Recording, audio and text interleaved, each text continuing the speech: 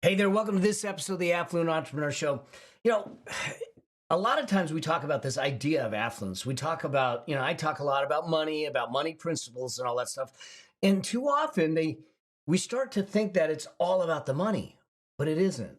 It isn't. It's about the life. It's about the richness in life. It's about living a life that's meaningful, that is impactful, that is fruitful, that is peaceful, and that is on path, that you're congruent, that you live true to your ideals and you're fully expressed. And I think that in today's society, being fully expressed is looked down on. And so what happens is that we tend to suppress our true thoughts, our truth, and we live a less than life. Well, my guest on this week's episode of the Affluent Entrepreneur Show is a good friend, Jimmy Rex. And Jimmy Rex has got a new book out called Be One. All right. It is an amazing book, but we have this conversation about how he's working with primarily men and young men to help them be healthy, help them be real, help them be authentic, help them to bring integrity into their life, to help them be better people in their relationships, in society, in the community. It is a rich, rich conversation. And when we're talking about living a rich life, I don't think that there's anything more important than living a life that is true to your truth, congruent with your values, to be fully expressed. And in this episode, I think we nail it. All right, check it out. All right, you're going to enjoy this one. Take some notes. Let me know what you think, and I'll see you in the episode. Cheers. Hey there, Jimmy. So good to have you here on the show, man. It's been a little while coming, and we've had an interesting journey together. Absolutely. Thanks for having me, Mel. I'm honored. Yeah, so this is cool. As you all heard in the intro, Jimmy's doing some really cool stuff. I think that it's really needed in our world today, given everything that's gone on, and he's doing a lot of service. But I want to go backwards a little bit. I want to get back to who's Jimmy Rex? Why is Jimmy doing what he's doing today? He's successful, he's doing well, but yet you turned and kind of pivoted at some point in time. So for those that don't know you from my audience, that don't know who Jimmy Rex is, let's go back and talk a little bit about who Jimmy is, and we'll move up to the journey that you're on and the mission that you are serving today. Yeah, no, I mean, I got into real estate in 2005, and it was the perfect time to get in. I had a couple of years to learn everything before it got really difficult. And when that market tanked, leading up to that, I sold 98 homes my first full year in the business as a realtor, with one assistant. I thought I was God's gift to real estate, and the market fell apart. And I realized very quickly I was a product of a system, and it became brutally tough, Mel. And but I was able to push through that and to becoming the top agent in my area, and one of the top agents in the country. And for the next decade, that's what I did. I just grinded. I built my business. I did real estate. I did a lot of investing and things like that. And I got to a point where, about 4.5 years ago, I sold the most expensive home ever in Utah. It's $32.5 million. Put about 20 minutes of work into this deal and made over, close to seven figures. And so, to kind of paint a picture for you, and in that moment, you would think that there's this huge triumphant experience, but it's just not what happened. And I was a little satiated to the experience. It was just kind of like, okay, whatever. And it really caused me to look inward and go, you know what, where do I,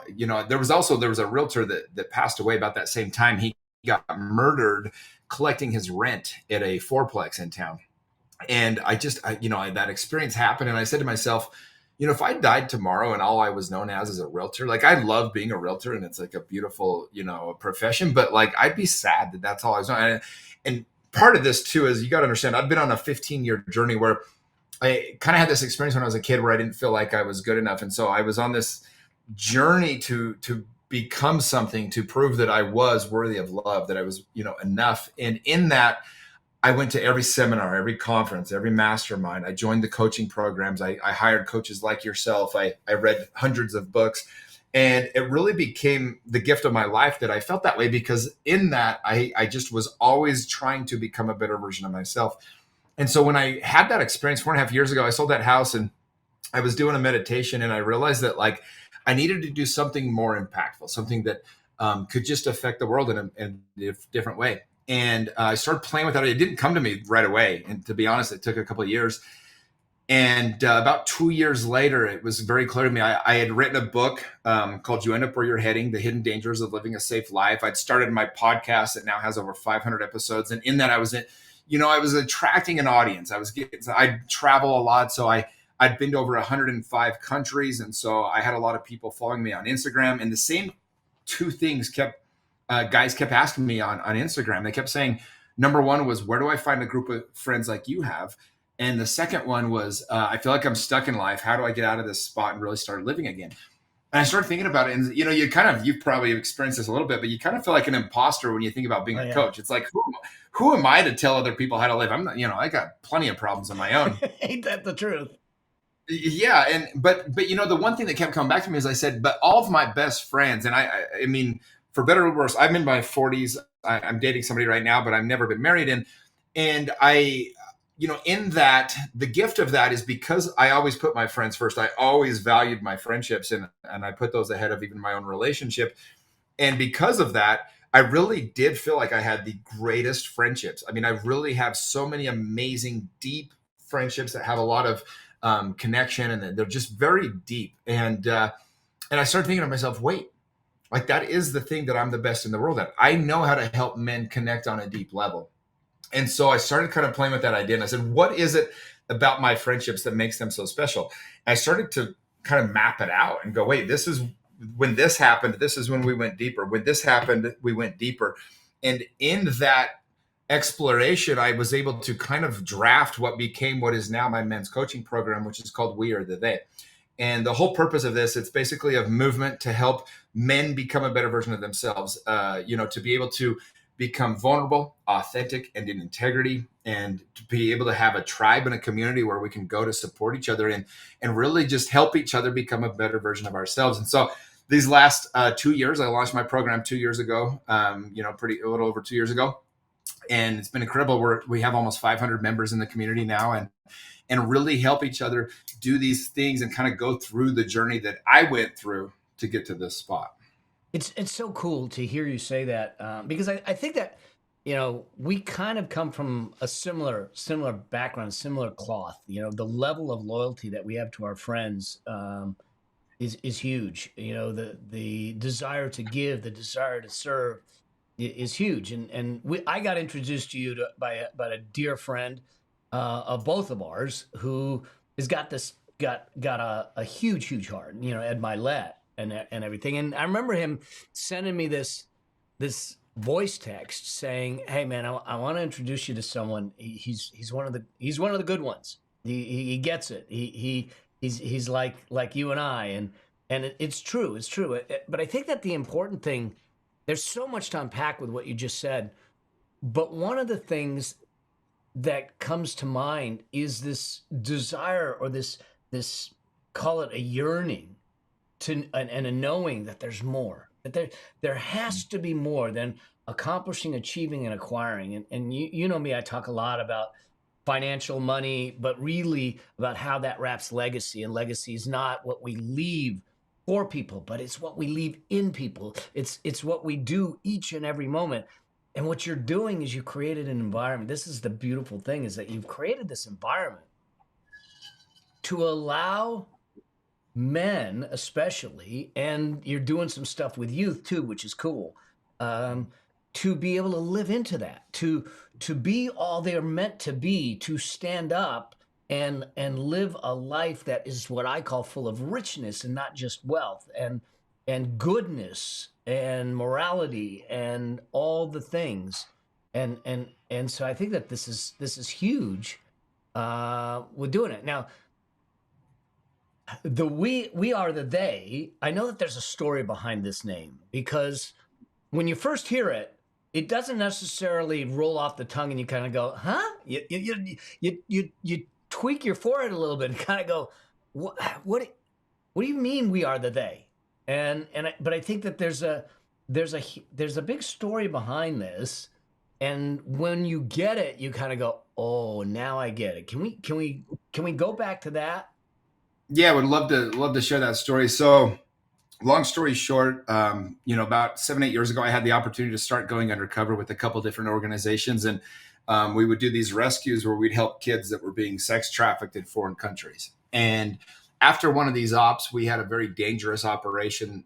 These guys, and I'd always said there was like bad guys when we would do this, and then there was evil guys, the ones that had a full system and organization around trafficking children. And this was one of the evil guys that we were able to take down on this trip. We did a rescue, and my girlfriend picked me up at the airport on the way back, and we were driving home, and she pulled over. I was telling her about the op, and I was all excited. We just had this rescue and helped these kids, and she pulls over and she surprised me a little bit. She said, "Hey, I don't want you to do this anymore."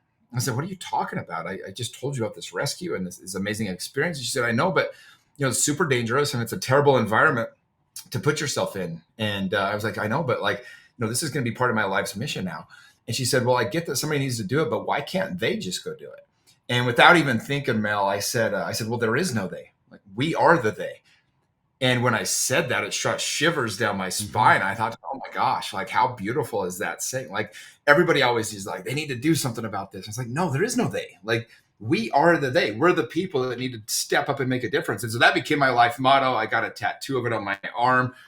And from that day forward, I just knew, I was on a podcast one time, a pretty big podcast. And the guy doing the podcast, he was like, "Look, man, if you don't do something with this story and this name, I'm going to do it because that's the coolest thing I've ever heard." And so when I launched the program, that became the obvious, name and mantra for what we're doing here with We Are the They. Well, so I had a martial arts studio for 11 years, and I used to tell the kids, um, there's no such thing as it's not my job. If we have the ability, it is our responsibility. Yeah, we do it because we can, right? I Yeah, mean, there's no other decision needs to be made. yeah, and I think that you look at it and go, look, you had markedly huge success in certain aspects of your life, but there was something that drew you. There was something that pulled you. There was something that you sat back and said, there has to be a way to take this success that has given me blessings in my life to do something where I know that it is beyond a bank account, that it's going to last. That you're rescuing, you're rescuing these kids that are being taken into trafficking and sex trafficking, and finally giving them a life.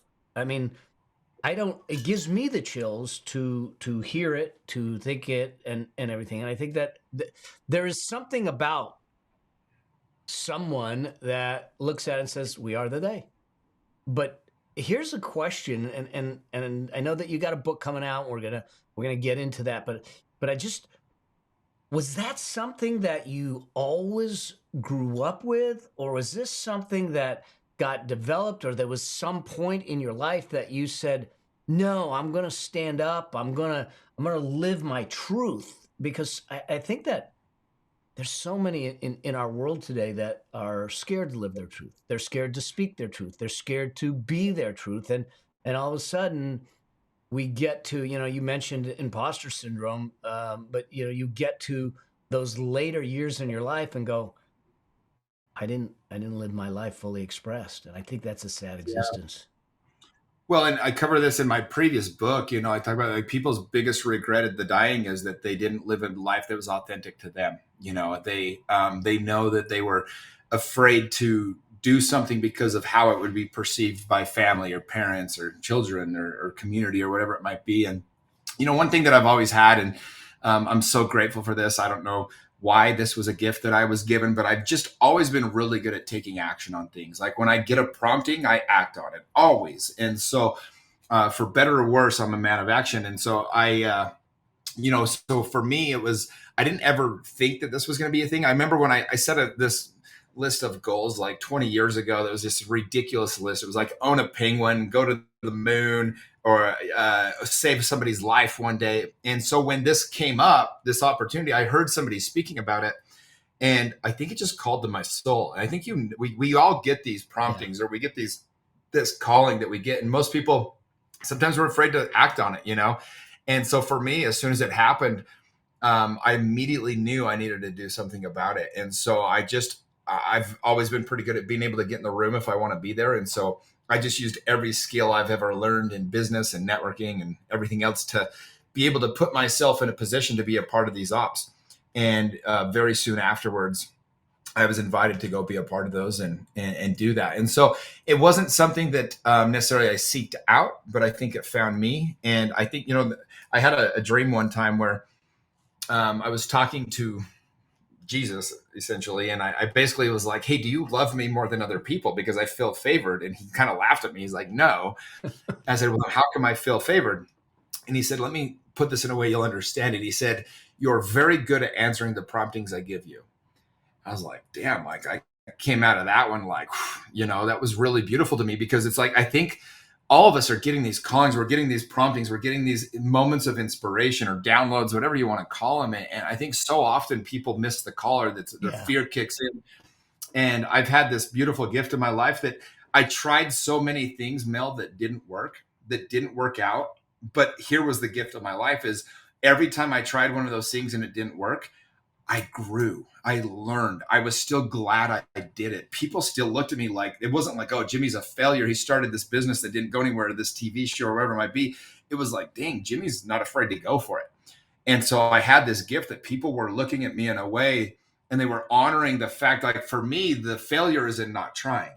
Yeah. The failure is not in doing something and not succeeding, because every bad thing that's ever happened to me, I mean, all the stories I share from a stage are the ones where things didn't go my way. It's when I tried something and fell on my face, And so for me, I think that's the gift of a lifetime, was simply just trying so many things that didn't work and still feeling rewarded because I was learning and growing through that process.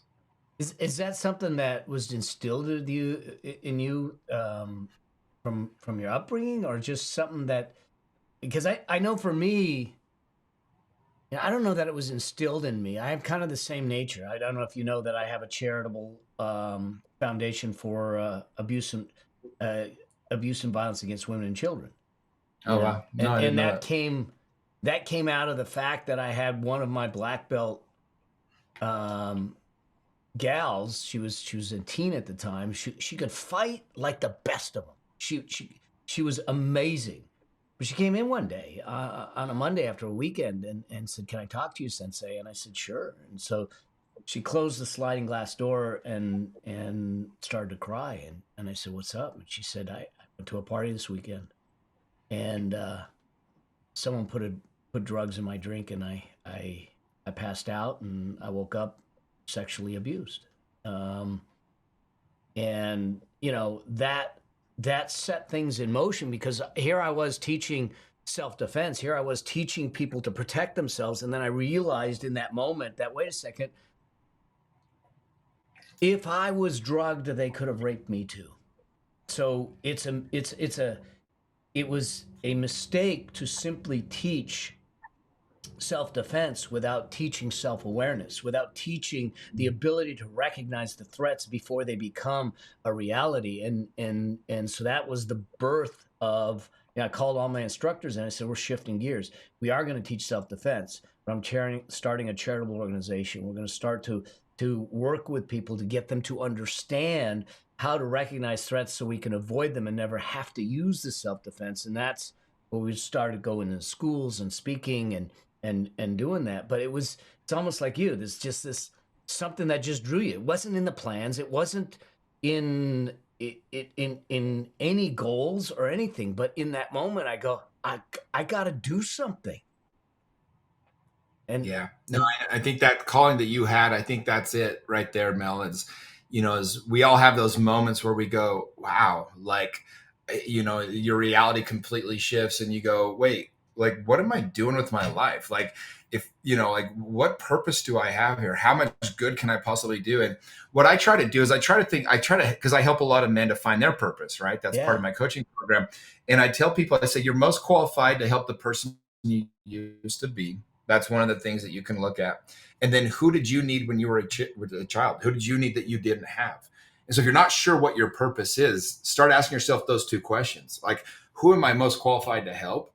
And who did I need that didn't exist when I was a child? And so for me, my men's group, one of the things I'm most proud of, my dad was an amazing man. And 95% of the time, he was such a good dad. But that 5%, Mel, was pretty rough. And, he, I had an opportunity earlier this year, back in April, to sit down with my dad one night for about 7 or 8 hours and just talk about stuff that he'd never shared before. He talked about losing his dad when he was 19. He talked about his sisters and some struggles they went through, and his family and the pressure. And as I was talking to him about all these things, I said, Dad, when was the last time you shared any of this? And he said, I've never been able to share this with anybody. And I just thought to myself, like, this poor guy is like hung on to all this shame and guilt and pressure that he felt his entire life. And I said, how different would have his life been? How different would have my childhood been had my dad got this help? And so what I've tried to do is create that space. When I first launched my program, I had 50 spots available. And in 8 hours, I had 147 guys apply, which totally surprised me. I thought it was going to take me a month to sell 50 spots. And I went through each one of their Facebooks and Instagrams, and I looked at their kids because I wanted to know who this program was going to affect the most. And I looked at their families, I looked at their kids, and I saw myself, right? And I thought, God, I'm just going to do this the best way I can for the program that would have helped my dad. And we create this space where guys can get vulnerable. This last weekend, we just did an event. It was the first event for my 4th group. So now I have, 5 different pockets of men, of these groups of 50 or more people. And this last one was their first event together. And I mean, I had, one guy get up. He hadn't talked to his daughter. He's 52 years old. He hadn't talked to his mom since he was 16.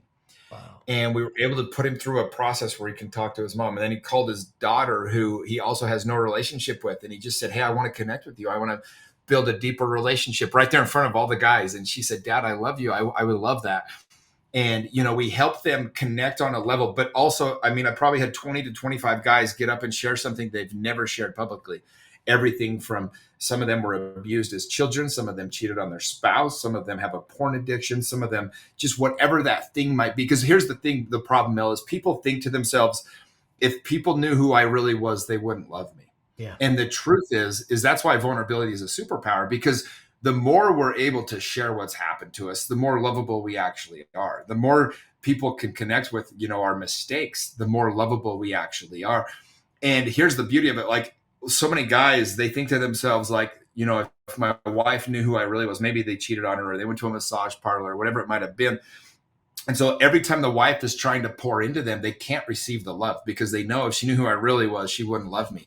And so what the vulnerability does is I get these men to get back into integrity, so that they can trust the love they get, so that when their wife knows everything, when you're all out on the table and, she still loves you, then for the first time in your life, you can trust the love that you're getting. And that's kind of what I teach in my program, because that's what my dad needed. I mean, he had 20 years where he couldn't talk about any of these things that he had done in the past. And by the way, I mean, you're human beings. And so there's reasons why these things happen.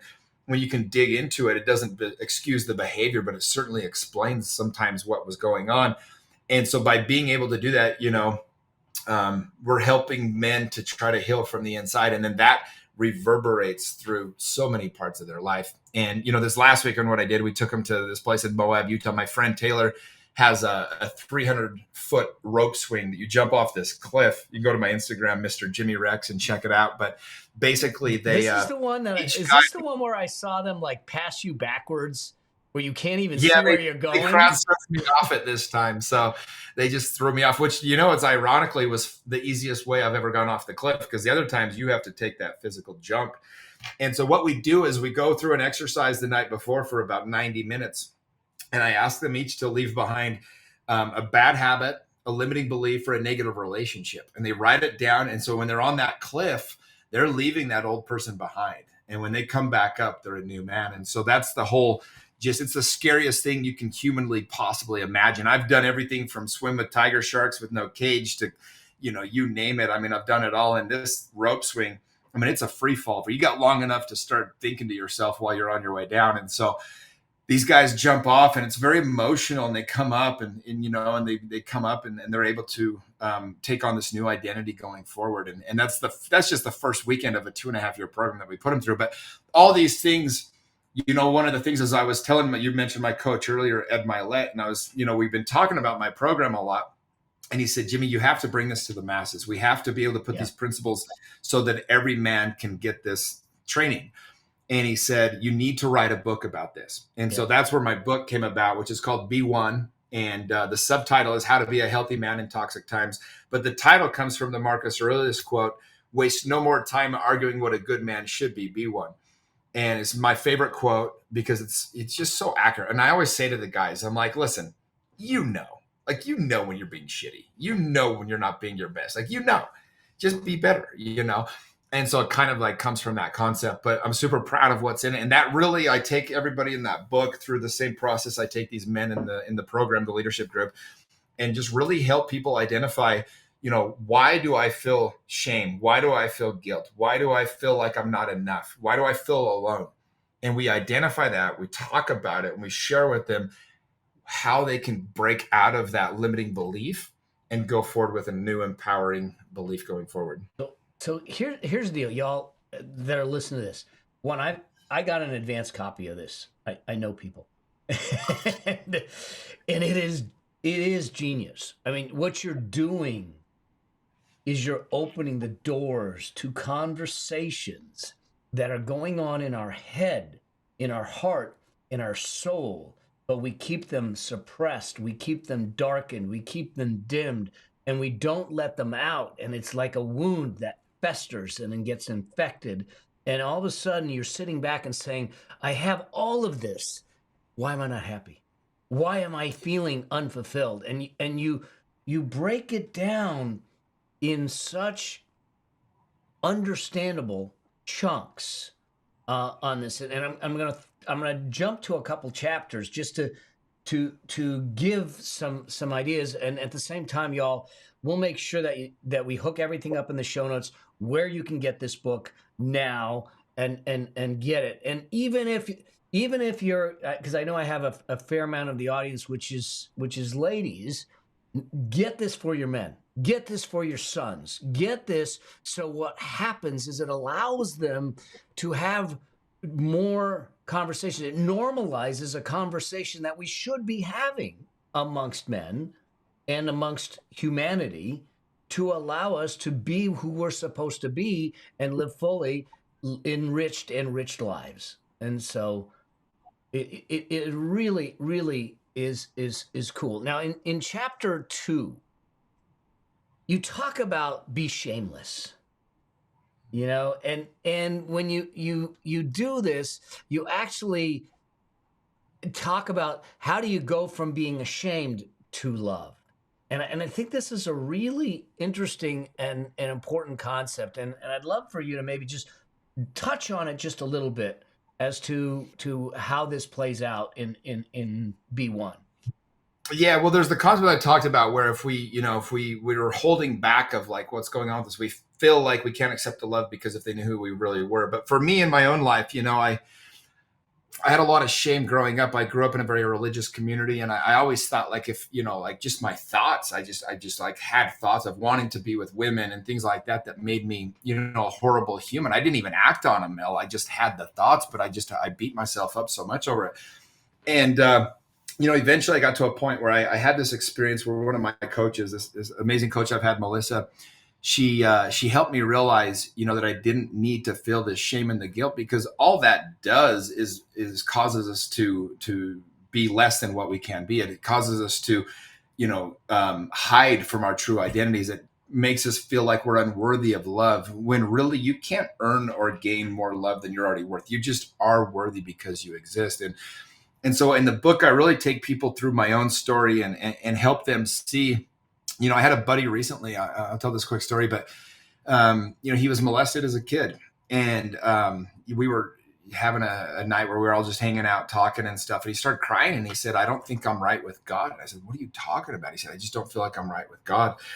And he was bawling about this. And it was the most interesting thing, because that's how I used to feel. And I'd forgotten that I used to feel that way. And I said, of course you're right with God. What are you talking about?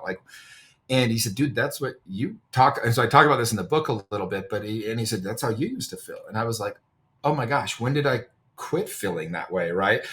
And so I really, I want, I don't want to give it away, but I take people through a process to realize like that we don't have to earn our love. We don't have to, like, when I was 14 years old, my father wanted me to get held back in grade school. He thought I'd be a star baseball player if I did. And he put a lot of pressure on me and everything. And I told him no. And I remember, Mel, he looked me in the eyes and he said, well, just so you know, you're not good enough. You'll never play baseball again.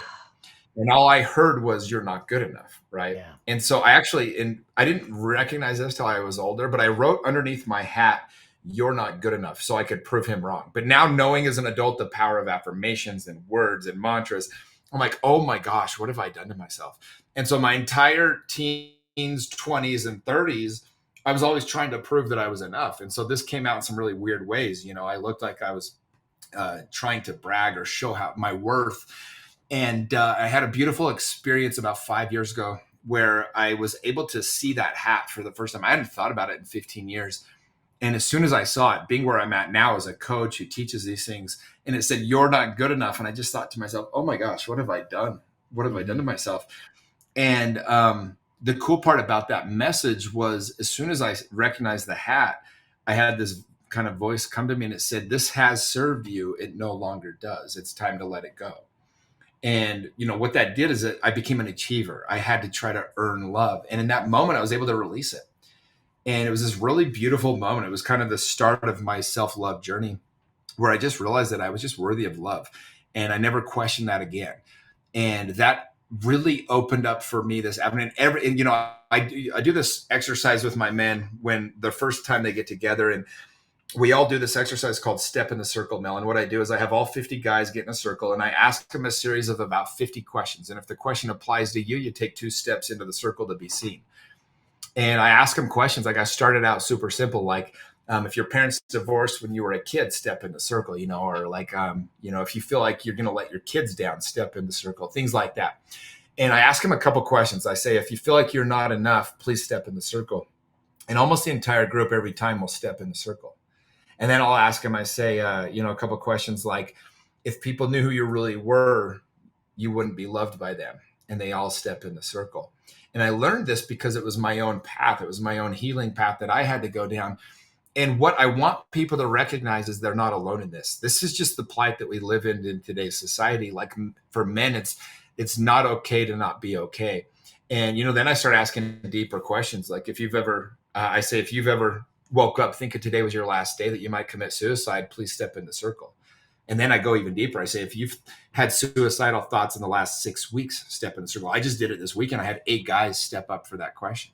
And so we start digging into that a little bit. What's going on here? Why are you feeling so? And it's like, all of a sudden, you're not alone. You're not the only person thinking this. And a lot of these men, they just think that they're shaming themselves for things that aren't even needing to be shameful. Like, and it's, and I mean, obviously there's personal responsibility in all these things, but so many guys are so harsh on themselves. And all of a sudden they can see that they're not alone. They can see that they have other men they can rely upon. And that's really the chemistry of transformation. It's first deciding to make a moral stand. It's changing your behaviors. It's finding a group that supports you. It's having accountability, and it's finding a mentor to help you on the right path.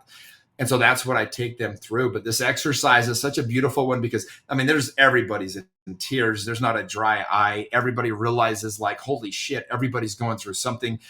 And all of a sudden we're connected. All of a sudden we can talk about things that aren't so beautiful. And this is why I always say that vulnerability is a superpower, because we think if people knew this about me, they wouldn't love me. But when they get the information, when they see each other, and then you feel loved in that state, Mel, it's the most beautiful feeling for a lot of these men that they'll ever have. And so I'm so grateful that my path, I had so much shame and so much guilt. And I talk about this in the book a little bit, but I had so many things where I beat myself up so much. But in that, I was able to find my own healing. I was able to find my own purpose. And so now the gift of my life is I get to help other men to figure that out as well. And I understand them, I get them. And so it's just a really beautiful experience to be able to take these men through that exercise. I had one guy this week that one guy, for example, he cheated on his wife, and he just thought he was the most horrible human. And granted, I mean, there's consequences for our behavior. Absolutely. And but that man, he's beat himself up. It was 18 years ago. And Wow. he's for 18 years he's completely beat himself up. He's missing his entire life. He's finally able to get to an integrity and be able to get some healing around that, and to be able to help his wife get some healing around that.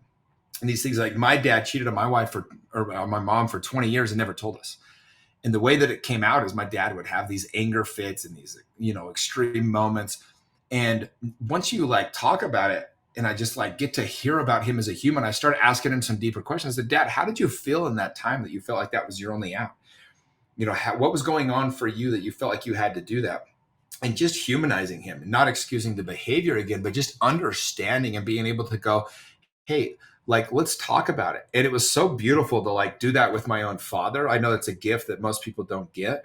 But when I had the opportunity to do that, I said, I want to help other men to be able to do this too, because I saw the shift in my dad. And all of a sudden, he's not a monster. And if you Yeah. can make somebody not a monster, you can heal that person. You can help them become a better version. Because what's the alternative, right? As soon Yeah. as somebody makes a mistake, we toss them out. They're worthless to society. It's like, no, like every one of us has our shit. And when we can be honest about that, we can start to heal it.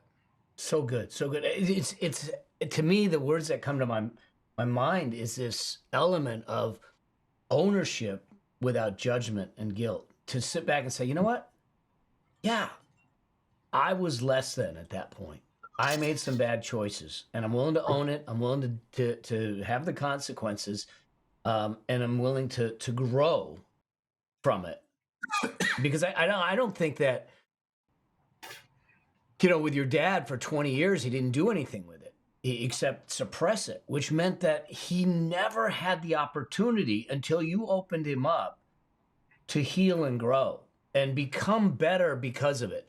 If the concept of our life, male, female, otherwise, it doesn't matter, is that we must be this perfect being, then I failed miserably. you know? Yeah, and that's the reality, is like we all need grace, we do. And I had a friend that, a couple of years ago, he was targeted in the news when he was 17 years old. He was in a car that shot up a synagogue, a Jewish synagogue, and he ended up doing, I think, 2 years in a juvie prison or something for it. He was young. He was not even, but he was only with those white supremacists because his own father had beat the shit out of him so much. He was trying to belong somewhere. And and he had gone on, Mel, to build this beautiful life where he had this great company with hundreds of employees, where their whole service was to help basically solve crime and things like that. And the news was just tearing him apart when this story hit. And he's 51 years old. I mean, it was 30 years ago. And I said, if we're not willing to move on, like, what more would you want from this human than to take where he was and be where he's at today? Like, if we can't, recognize that the worst thing you can do to another human being is to treat them or hold them in a place where they used to be. Like, we have to be willing to allow people to change and grow and become a better version of themselves. And if anybody in your own life is trying to treat you as a version of you that no longer exists, then tell them to go to hell, like, get rid of those people, because it doesn't serve anybody. But people will do anything to keep you in that version of you that fits their narrative or whatever that makes them feel more comfortable. But like, all we can hope for is for people to become a better version of themselves. So anybody that's trying to hold you back, that's something you don't need in your life anymore. And unfortunately, people are so prone to do this, family members and other people, like, who are you to be this guy now when we know who you are, we know what you've done. But it's like, no, like, the whole purpose is to learn from that, to grow from that, and to become so much more, such a better version. Because at least there's something there that you sat back and said, because there's things I think about things. I'm like going, look, I screw up. Listen, I know you're not married, but trust me, when you get married, they'll point it out. Touche. Yeah, But no, I know. I'm so much, a better person today than I was even a year ago, 10 years ago, 2 decades ago. When I became a single full-time dad, that relationship, there's things I could have done better, but I'm better today because of it. But if I was doomed and damned and held to that, well, first off, you and I wouldn't be talking. We wouldn't be having these conversations. But I think that, like you said, there are ramifications and consequences, and we have to carry those of our actions. But that doesn't mean that we have to stay living in them. Yeah, exactly right. Yeah, I mean, the whole point is to try to do better, be better, learn from our mistakes, grow. And so that's, and that's where we, with my program, we just try to take people wherever they are and try to help them get to a better place. I've had women call me like, I can't believe, my ex-husband or my ex-boyfriend joined your group. He's a horrible human being. And all I ever say is like, hey, we're happy to take him where he's at. We're all a work in progress. And I'm going to do my best to help him be a better version for you, you know but like we're not perfect humans. We do make mistakes, and we have to be able to be willing to go, you know what, that's okay. Like, we're going to take ourselves wherever we are, and we're going to be constantly on this battle and this fight to be a better version of ourselves, and allowing for space for other humans to get there as well. And the book Be One really what it does is it gives people access to this, call it a technology, call it a process, call it a philosophy, but it's more than a philosophy.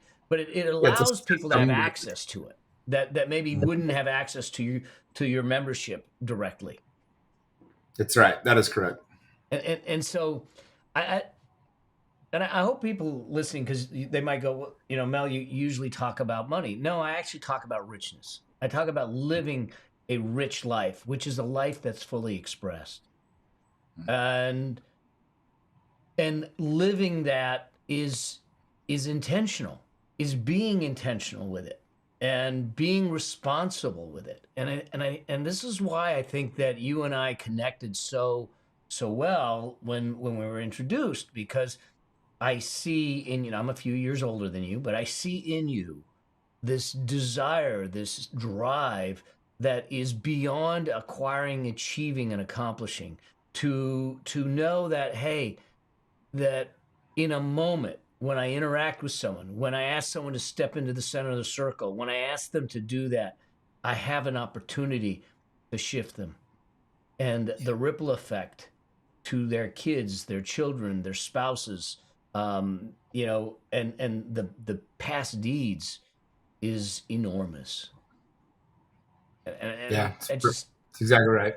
I just think that this is so necessary in our world today, because the level of the lack of tolerance, the amount of judgment, especially in social media, especially in the media, the desire to say I have to be one side or the other side, otherwise, and if you're on the other side, then you're the devil. And it's like, wait a second, at what point did we lose the ability to sit back as a humanity and say we can be different and still respect each other? We can be different and still have a path with each other. It's called humanity.